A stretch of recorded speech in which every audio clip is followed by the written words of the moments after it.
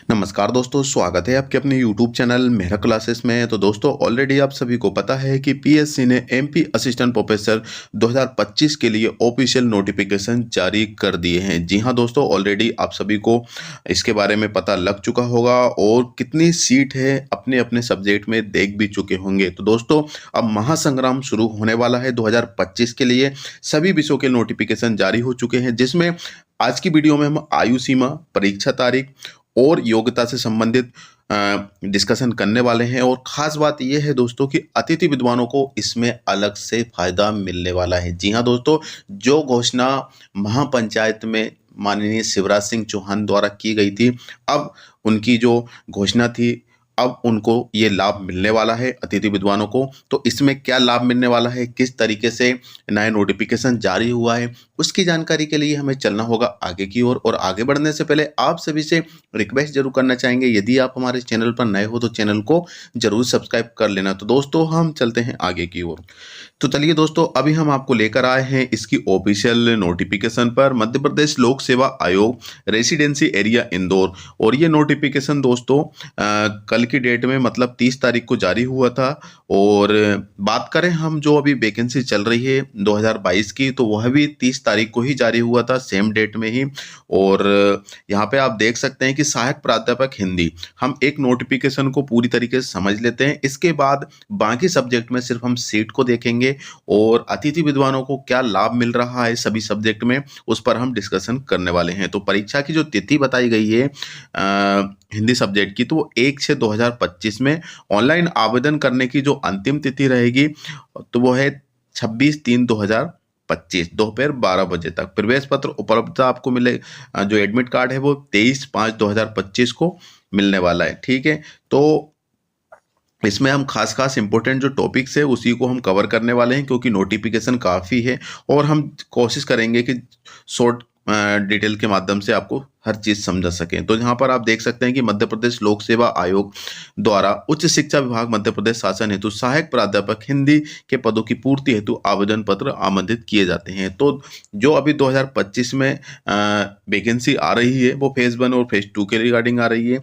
और इसमें कुछ सब्जेक्ट अभी खाली रह गए थे, मतलब उनकी कैलेंडर में जारी नहीं हुए थे, लेकिन वो शायद है कि अपडेट हो रहे हैं। जैसे कि बॉटनी सब्जेक्ट जो है उसकी लिस्ट में नाम नहीं था, लेकिन उनके लिए भी नोटिफिकेशन भी आउट हो चुका है। तो हम देख सकते हैं दोस्तों कि आवेदन पत्र केवल ऑनलाइन स्वीकार किए जाएंगे। ऑलरेडी आप जानते हैं 27/2/2024 दोपहर 12 बजे से लेकर 26/3/2024 तक हम इसमें आवेदन कर सकते हैं। वेबसाइट वही रहेगी आपकी www.mpsc.mp.gov.in पर। ओके, देन नीचे हम चलते हैं। तो आयु सीमा की जो गणना होने वाली है, ध्यान रखना दोस्तों, हर एक सब्जेक्ट की जो आयु सीमा की जो गणना होगी, वो आयु सीमा की जो गणना 1 जनवरी 2025 को संदर्भ में की जाएगी। तो इसकी जो आयु सीमा निर्धारित की गई, जैसे मैक्सिमम एज आपकी 40 साल जो जनरल कैटेगरी के होंगे, और इसके बाद जो SC ST OBC जनरल या रिजर्व कैटेगरी से बिलोंग करते हैं तो उनको 43 से 45 साल के लिए छूट दी गई है। तो आयु सीमा की जो गणना होने वाली है वो 1 जनवरी 2025 के संदर्भ में की जाएगी और इसमें 10वीं की मार्कशीट के अनुसार की जाएगी। ठीक है ना, हाई स्कूल की अंक सूची में अंकित है। अतः अभ्यर्थी ऑनलाइन आवेदन पत्र में अंक सूची उल्लेखित नाम, पिता का नाम तथा जन्म तिथि का ही उल्लेख करें। जैसे कि आप ग्रेजुएशन, पोस्ट ग्रेजुएशन लेवल पे आ चुके हैं, तो दोस्तों आपको जो डेट ऑफ बर्थ फिल करना है, पिताजी का नाम फिल करना है या जन्म तिथि फिल करना है, वो अपनी 10वीं की मार्कशीट के अकॉर्डिंग ही फिल करना है। ठीक है, चलिए हम नीचे चलते हैं दूसरे को, जहाँ तो आपको फीस के बारे में बता दिया गया है। फीस तो आपको देना ही होगा जितनी फीस लग रही है इसमें। हम नीचे हम स्क्रॉल करते हैं शैक्षणिक अर्हता। शैक्षणिक अर्हता में हम थोड़ा सा और देख लेते हैं। वैसे तो ऑलरेडी आप सभी को पता है कि यूजीसी गाइडलाइंस क्या है इसमें।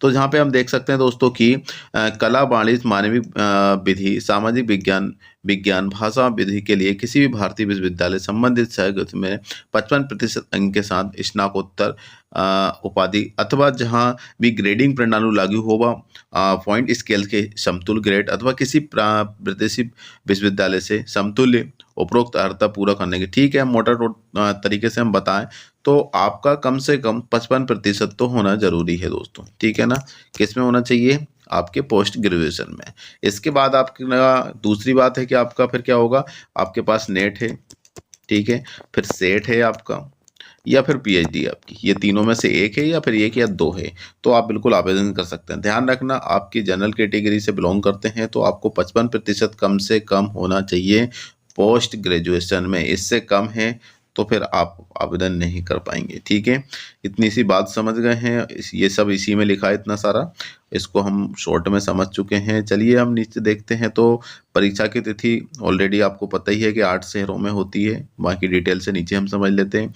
और सीट की बात करें तो मध्य प्रदेश के जो कैंडिडेट है अतिथि विद्वान, जी हाँ दोस्तों, जिनके माध्यम से अभी प्रणाली चल रही है, जो शिक्षा का स्तर है बना हुआ है, नहीं तो जो वैकेंसी है परमानेंट वाली, आप समझ सकते हैं कि 2017-18 के बाद 22-23 में आई है और अभी भी ये प्रक्रिया पूरी तरीके से कंप्लीट नहीं हुई है। तो पूरा कारोबार जो है वो एमपी गैस फैकल्टी के ऊपर बना हुआ है, लेकिन फिर भी उनके लिए चॉइस फिलिंग नहीं हो रही है।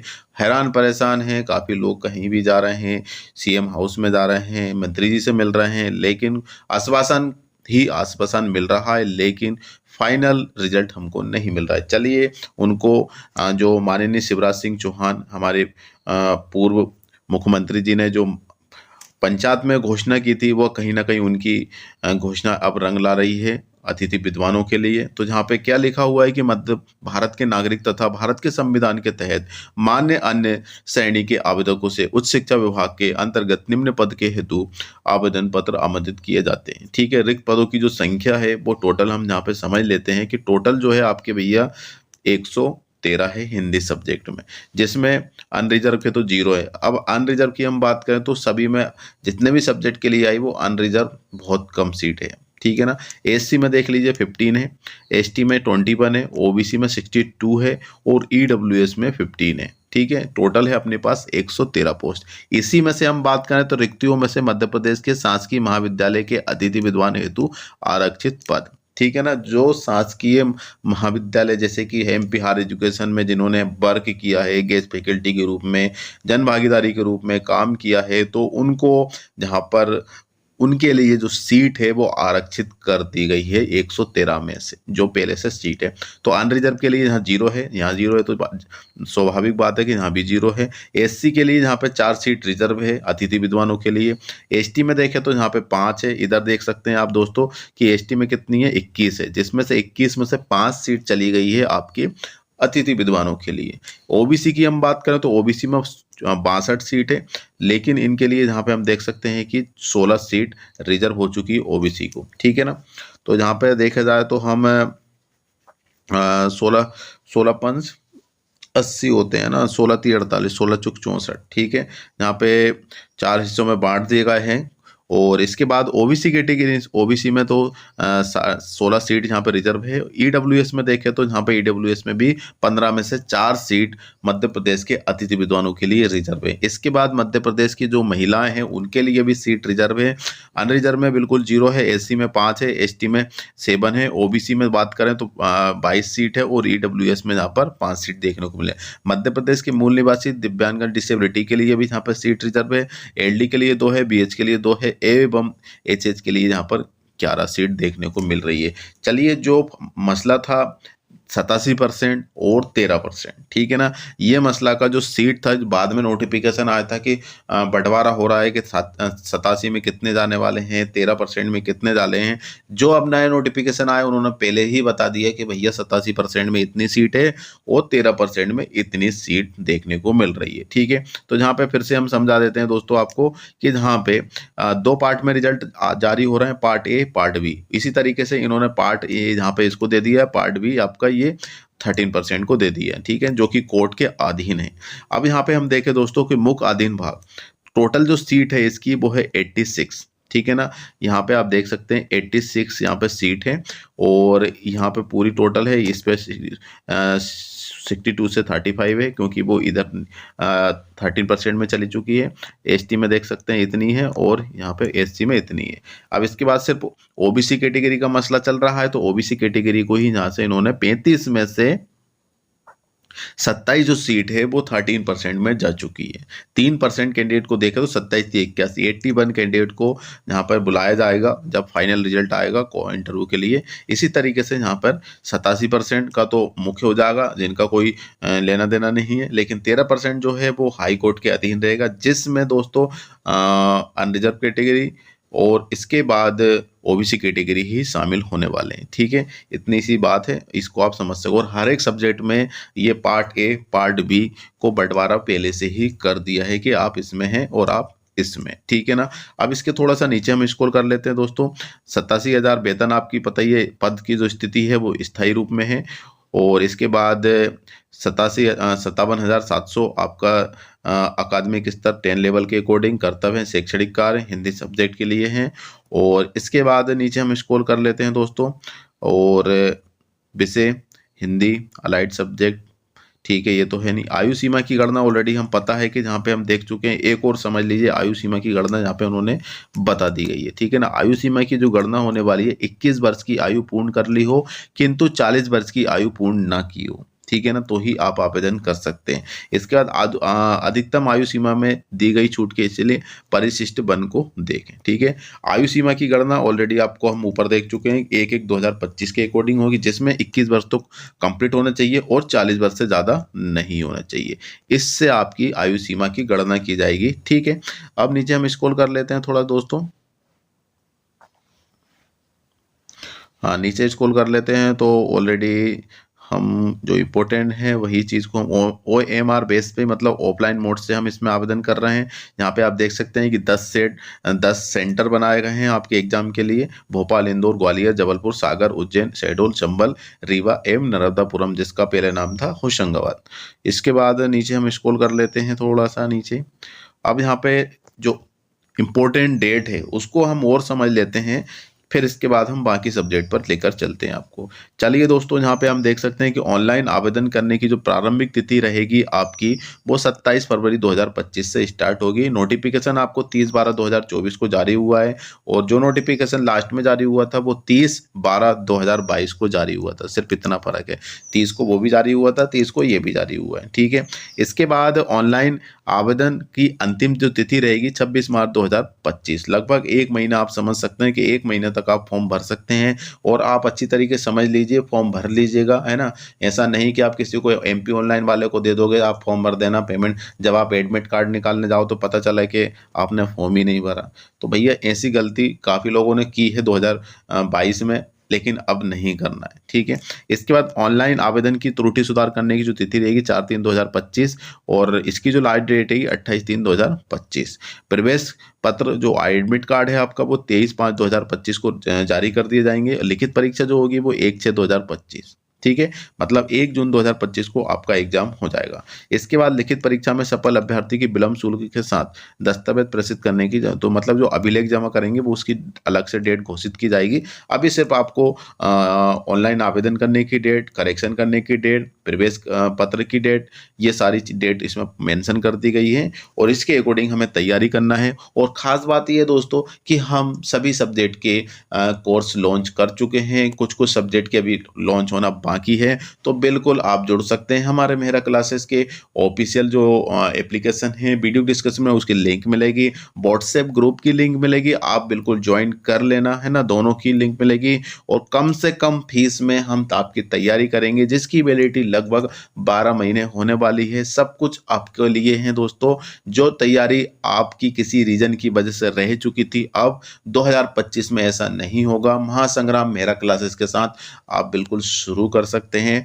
और कोर्स की जो फीस है बिल्कुल नाम मात्र है। आप मार्केट में जाइए, उससे ज़्यादा मटेरियल हमारे पास मिलेगा और कम फीस में मिलने वाला है। चलिए दोस्तों, ये तो थी आपका हिंदी का ऑफिशियल नोटिफिकेशन। अब बाकी सभी सब्जेक्ट की कितने कितने पद है उसको हम देख लेते हैं। इसके बाद हम इस वीडियो को एंड पर चलते हैं। तो दोस्तों हम चलते हैं अब बाकी सभी सब्जेक्ट पे। तो जहाँ पर हम देख सकते हैं दोस्तों कि हिंदी सब्जेक्ट पे उस पर हम आपको लेकर आए हैं। ऑलरेडी हम जस्ट इसी को देखकर आए हुए हैं, तो ऑलरेडी इसको तो हम समझ चुके हैं। और इसमें सीट जो है 113 है, और जन अनरिजर्व के लिए 0 है, एससी के लिए जहाँ पे आपको 15 सीट है, और एसटी के लिए जहाँ पे देखें तो 21 सीट है, और ओबीसी के लिए 62 सीट है। ठीक है, तो ऑलरेडी हम इसको तो अभी देख कर आए हैं दोस्तों। अब हम चलते हैं नेक्स्ट सब्जेक्ट पर।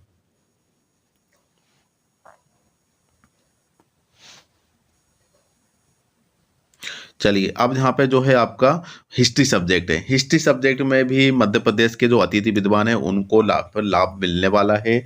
ठीक है, इसके बाद यहाँ पे हम देखें तो रिक्त जो संख्या है टोटल हिस्ट्री में, तो टोटल 97 पोस्ट निकली हुई है, जिसमें से ओबीसी अनरिजर्व के लिए 10 सीट है, एससी के लिए यहाँ पे 14 सीट है, एसटी के लिए यहाँ पर देखें तो 23 सीट है, 23। और ओबीसी में जहाँ पर देखें तो आपका 37 सीट देखने को मिल रही है, ओबीसी में सबसे ज़्यादा है। ईडब्ल्यूएस में देखें तो 13 सीट यहाँ पे देखने को मिल रहा है। भाई, अब मध्य प्रदेश के जो अतिथि विद्वान हैं, जो बहुत समय से अपने समय दे रहे हैं, सेवा दे रहे हैं, तो उनके लिए मध्य प्रदेश के शासन द्वारा आरक्षित जो पद है वो घोषित कर दिए हैं। हालांकि पिछली बार ऐसा नहीं था। अब अनरिजर्व के लिए देखें तो 3 सीट है, एससी के लिए जहाँ पर 4 सीट है, एसटी के लिए 6 सीट है, ओबीसी में 9 सीट है, और ईडब्ल्यूएस के लिए 3 सीट है। ये सिर्फ मध्य प्रदेश के जो अतिथि विद्वान हैं जो अभी कार्यरत है उनको लिए ये मतलब यहाँ पे बेनिफिट मिलने वाला है। जिस तरीके से जो मध्य प्रदेश की महिला हैं उनको जो आरक्षित सीट है, उसी तरीके से अब मध्य प्रदेश के अतिथि विद्वानों के लिए भी जहाँ पर आरक्षित जो सीट है वो रिजर्व हो चुके हैं। तो महिला के लिए सीट देखें तो अनरिजर्व कैटेगरी के 4 है, 5 एससी के लिए 5 है, एसटी में 8 है, ओबीसी में 13 है, ईडब्ल्यूएस में 5 सीट है, डिसेबिलिटी में एलडी में 1 और बीएच में 2 और इसके बाद एचएच में 5 है। इसी तरीके से पार्ट ए में ये आपका 87% हो जाएगा, और पार्ट बी में आपका 13% हो जाएगा। ठीक है ना, सिर्फ ये इफेक्टेड जो रिजल्ट रहेगा वो सिर्फ ओबीसी कैटेगरी का रहेगा। यहाँ पे आप देख सकते हैं, बाकी तो सब सेम है। ओबीसी में देखें तो यहाँ पर 37 सीट है, इसमें से 23 सीट है वो 87% के रिजल्ट में जाएगा, और बाकी जो 14 सीट है वो कोर्ट के अधीन है, मतलब 13% में है। तो जब फाइनल रिजल्ट आएगा तो उस पर ये बताया जाएगा। चलिए, अब हम आपको लेकर चलते हैं नेक्स्ट जो है आपका कॉमर्स सब्जेक्ट। कॉमर्स सब्जेक्ट में देखें टोटल सीट तो 111 है, अच्छी खासी सीट इसमें देखने को मिल रही है। अनरिजर्व में जहाँ पर 0 है, एससी में देखें तो 14 सीट है, एसटी में 26 सीट है, ओबीसी में देखें तो 64 सीट है सबसे ज़्यादा, और ईडब्ल्यूएस में देखें तो 7 सीट है। अब मध्य प्रदेश के जो अतिथि विद्वान हैं उनको यहाँ पर कुछ सीट रिजर्व कर दी गई है। जब अनरिजर्व में जहाँ पर सीट ही नहीं है तो अतिथि विद्वानों के लिए भी यहाँ पे सीट नहीं मिलेगी। एससी में देखें तो 4 सीटें, एसटी में देखें तो यहाँ पर 7 सीटें, ओबीसी में यहाँ पर 16 सीट देखने को मिल रही है, और ईडब्ल्यूएस में यहाँ पर 2 सीट देखने को मिल रही है। अब बात करते हैं मध्य प्रदेश की जो महिला है मूल निवासी, उनके लिए जो सीट आरक्षित की गई है वो है अनरिजर्व में 0 है, एससी में देखें तो 5, एसटी में 9, ओबीसी में कैटेगरी में देखें तो 22 सीट है, और ईडब्ल्यूएस में देखें तो यहाँ पर 2 सीट देखने को मिल रही है। डिसेबिलिटी की हम बात करें दोस्तों, डिसेबिलिटी में एलडी में 2 सीट है, और इसके बाद बीएच में 6 सीट है, और 14 सीट आपकी है एचएच में। इसमें भी आपका 87% पार्ट ए और 13% पार्ट बी में सीट जो है अलग से बंटवारा कर दिया है, जो कि पहले जो रिजल्ट जारी हुआ था 2022-23 का, उसमें बाद में बंटवारा हुआ था, लेकिन अब नोटिफिकेशन में ही इसको ऐड कर दिया है। यहाँ पे आप देख सकते हैं कि 64 सीट जो है वो ओबीसी की है, जिसमें से 59 जो सीट है वो 87% में है मेन पार्ट ए में, और जो 13% है वो 5 सीट चली गई है इसमें, और ये 13% है जो कि कोर्ट के अधीन है। चलिए, नेक्स्ट सब्जेक्ट क्या है, तो वो है फिजिक्स। फिजिक्स की हम बात करें तो फिजिक्स में टोटल जो सीट है दोस्तों, इसमें भी अच्छी खासी सीट देखने को मिल रही है। 186 186 सीट यहाँ पर देखने को मिल रही है। अनरिजर्व में यहाँ पर 36 सीट है, एससी में 30 सीट है, एसटी में 49 मतलब 49, देन ओबीसी में 52 सीट देखने को, ईडब्ल्यूएस में देखें तो 19 सीट। अब मध्य प्रदेश के जो अतिथि विद्वान कार्यरत है, बहुत समय से अपनी सेवा दे रहे हैं, तो उनके लिए जहाँ पर आरक्षित जो सीट है वो अनरिजर्व में 9 सीट है, एससी में 8 सीट है, एसटी में देखें तो 12 सीट है, ओबीसी में 13 सीट है, ईडब्ल्यूएस में देखें तो 5 सीट देखने को मिल रही है। अब जिस तरीके से अतिथि विद्वानों के लिए मध्य प्रदेश में आरक्षित जो सीट है, उसी तरीके से मध्य प्रदेश में जो मध्य प्रदेश की जो मूल निवासी महिलाएं हैं उनके लिए भी सीट आरक्षित की गई है। अनरिजर्व में 13 सीट है, एससी में 11 सीट है, एसटी में 17 है, ओबीसी में 18 है एवं ईडब्ल्यूएस कैटेगरी की बात करें तो यहाँ पर 7 सीट देखने को मिल रही है। और डिसेबिलिटी में एलडी में 6, बीएच में 10, देन एचएच में 12 सीट देखने को मिल रही है। ठीक है, इसके बाद इसमें भी रिजल्ट 2 पार्ट में जारी होगा, पार्ट ए एवं पार्ट बी। चलिए चलते हैं नेक्स्ट सब्जेक्ट पर। चलिए दोस्तों, भूगर्भ शास्त्र मतलब जियोलॉजी सब्जेक्ट की भी नोटिफिकेशन आउट हो चुकी है, जिसमें मात्र 15 सीट देखने को मिल रही है, जिसमें अनरिजर्व में 3 है, एससी में 2 सीट है, एसटी में 2 सीट है, ओबीसी कैटेगरी में 6 सीट है और ईडब्ल्यूएस कैटेगरी में यहाँ पर 2 सीट देखने को मिल रही है। अब अतिथि विद्वानों के लिए सीट देखें तो जनरल में एक है, एससी में 1 है, एसटी में 1 है, ओबीसी में 2 है, ईडब्ल्यूएस में 1 सीट। मध्य प्रदेश की मूल निवासी जो महिला है उनके लिए जो आरक्षित सीट है, अनरिजर्व में 1 सीट है, एससी में 1 है, एसटी में 1 है और ओबीसी में 2 है, ईडब्ल्यूएस में 1 है। डिसेबिलिटीज में ओनली एलडी में 2 सीट देखने को मिल रही है। इसका जो रिजल्ट जो जारी होगा वो भी पार्ट ए और पार्ट बी में जारी होगा, मतलब 87% और 13% का जो है वो कोर्ट के अधीन है। वो जब भी फाइनल डिसीजन आएगा उस पर ये रिजल्ट जारी होगा। चलिए, जो नेक्स्ट सब्जेक्ट है आपका वो है आपका ज्योग्राफी, भूगोल। ठीक है, इसमें भी आपकी जो सीट है 96 96, ठीक है, लेकिन बढ़िया है, बाकी सब्जेक्ट से कम है। ठीक है, तो अनरिजर्व कैटेगरी में यहाँ पर 15 है, एससी में यहाँ पर 15 है, एसटी में 20 सीट है, ओबीसी में 36 है और ईडब्ल्यूएस में देखें तो यहाँ पर 10 सीट देखने को मिल रही है। मध्य प्रदेश के जो अतिथि विद्वान है उनके लिए जो आरक्षित सीट है, अनरिजर्व में 4 सीट है, एससी में 4 सीट है, एसटी में 5 है, ओबीसी में 9 सीट है एवं ईडब्ल्यूएस कैटेगरी में देखें तो यहाँ पर 3 सीट देखने को मिल रही है मध्य प्रदेश के अतिथि विद्वानों के लिए। महिला जो है मध्य प्रदेश की मूल निवासी, उनके लिए जो आरक्षित सीट है वो 5 सीट जनरल में, एससी में 5 है, एसटी में 7 है, ओबीसी में 13 है एवं ईडब्ल्यूएस में देखें तो यहाँ पर 4 सीट है, एलडी में देखें तो यहाँ पर 3, बीएच में 4 और यहाँ पर एचएच में 6 सीट है। इसका भी जो रिजल्ट जारी होगा वो 2 पार्ट में होगा, पार्ट ए और पार्ट बी है। पार्ट ए होगा आपको 87% और पार्ट बी होगा वो 13% है, जो कि अब कोर्ट के अधीन है। ठीक है, चलिए दोस्तों हम आगे की ओर चलते हैं। अब है आपका सोशोलॉजी मतलब समाजशास्त्र। जी हाँ दोस्तों, इसकी भी वैकेंसी आ चुकी है, जिसमें टोटल जो सीट है वो 92 है, जिसमें अनरिजर्व कैटेगरी के लिए 6 सीट है, एससी में 16 सीट है, एसटी में 21 सीट है, ओबीसी में 40 सीट है एवं ईडब्ल्यूएस में देखें तो 9 सीट देखने को मिल रही है। अब मध्य प्रदेश के जो अतिथि विद्वान है उनके लिए जो आरक्षित सीट दे दी गई है वो अनरिजर्व के लिए 2 सीट है, एससी में देखें तो 4 सीट है, एसटी में 5 है, ओबीसी में देखें तो 10 सीट है, ईडब्ल्यूएस में देखें तो 2 सीट देखने को मिल रही है। मध्य प्रदेश की जो मूल निवासी महिला है उनके लिए जो आरक्षित सीट है वो 2 सीट जनरल में है, एससी में 6 सीट है, एसटी में देखें तो 7 सीट है, ओबीसी में 14 सीट है, ईडब्ल्यूएस कैटेगरी में यहाँ पर 3 सीट देखने को मिल रही है। डिसेबिलिटी की हम बात करें जो कि मध्य प्रदेश के मूल निवासी होना चाहिए, जिसमें एलडी में 1 सीट है, बीएच में 4 सीट है एवं एचएच में यहाँ पर 9 सीट है। इसका भी जो रिजल्ट जारी होगा पार्ट ए और पार्ट बी में जारी होगा, जो कि 87% और 13% का जो मसला चल रहा है। ठीक है, अब चलते हैं दोस्तों नेक्स्ट सब्जेक्ट जो है आपको कंप्यूटर एप्लीकेशन। जी हाँ दोस्तों, कंप्यूटर साइंस के लिए भी आपका जारी हो चुकी है, लेकिन सीट तो बहुत ही कम है, इसमें मात्र 7 सीट देखने को मिल रही है, जिसमें से अनरिजर्व कैटेगरी के लिए 3 सीट है, एससी में देखें तो 1 सीट है, एसटी में देखें तो फिर से 1 है, ओबीसी में 2 सीट है, ईडब्ल्यूएस में कोई भी सीट नहीं है। जो मध्य प्रदेश के कार्यरत अतिथि विद्वान है उनके लिए जो आरक्षित सीट है, अनरिजर्व में 1 सीट है, एससी में 0 है, एसटी में 0 है, ओबीसी में 1 है एवं ईडब्ल्यूएस में भी यहाँ पर 0 है। मध्य प्रदेश की जो मूल निवासी महिला है उनके लिए जो आरक्षित सीट दे दी गई है, अनरिजर्व के लिए 1 है, एससी में 0, एसटी में 0, ओबीसी में 1 एवं ईडब्ल्यूएस के लिए यहाँ पर 0 है।